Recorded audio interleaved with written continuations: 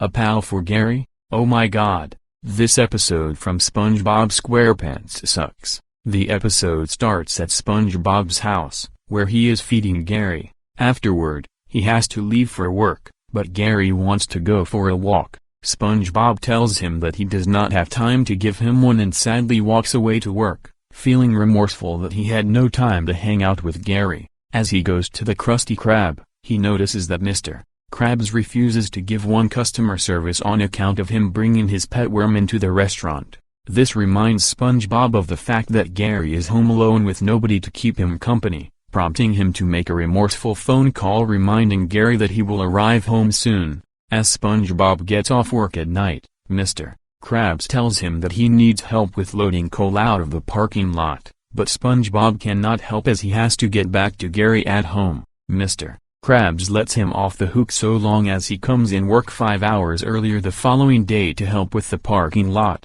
As SpongeBob is walking home, he notices a truck selling Puffy Fluffs, which catch his attention due to their cute appearance. However, the lady selling them informs him of their danger. They are extremely vicious and hostile toward other pets, especially snails, but SpongeBob does not pay attention and simply runs off with a green Puffy Fluff without paying for it, the lady commenting aside that nobody listens to her. SpongeBob comes home and shows Gary his new playmate while he is at work. He names it Puffy Fluffy, and places them next to one another to have them get along as he makes an enchiladas meal. Anytime SpongeBob is not present, Puffy makes blatant threats to Gary, but SpongeBob fails to notice Puffy Fluffy's impending danger and instead accuses Gary of perpetrating violence against him or ignoring him.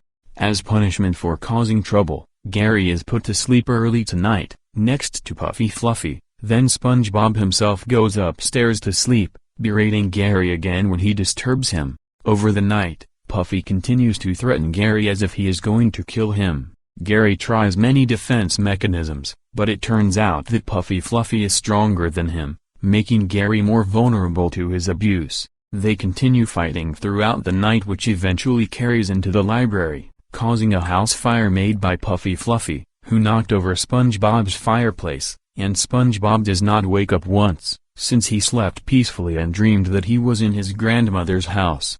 Gary was able to put it out. The next day, SpongeBob wakes up to find that his house is a mess and assumes that Gary caused it out of jealousy of his new friend. He then walks into his exercise room to find Puffy Fluffy about to eat Gary alive, but, oblivious to Puffy Fluffy's blatant abuse, once again accuses Gary of harassing him. Puffy eventually traps SpongeBob as well, which gives Gary the idea to save him by getting out his lasso and freeing SpongeBob, and intimidating Puffy, who runs off after Gary presents his defense. Despite this, SpongeBob still believes that Gary was responsible for Puffy Fluffy's violent behavior. The episode ends with SpongeBob at work again, this time bringing Gary after the policy has been updated to allow animals in the restaurant, so he won't be lonely anymore. To his dismay, Mr. Krabs hires Gary as the restaurant's second fry cook, as the episode ends. And that is why the episode sucks in my opinion. I dunno who likes or hates it,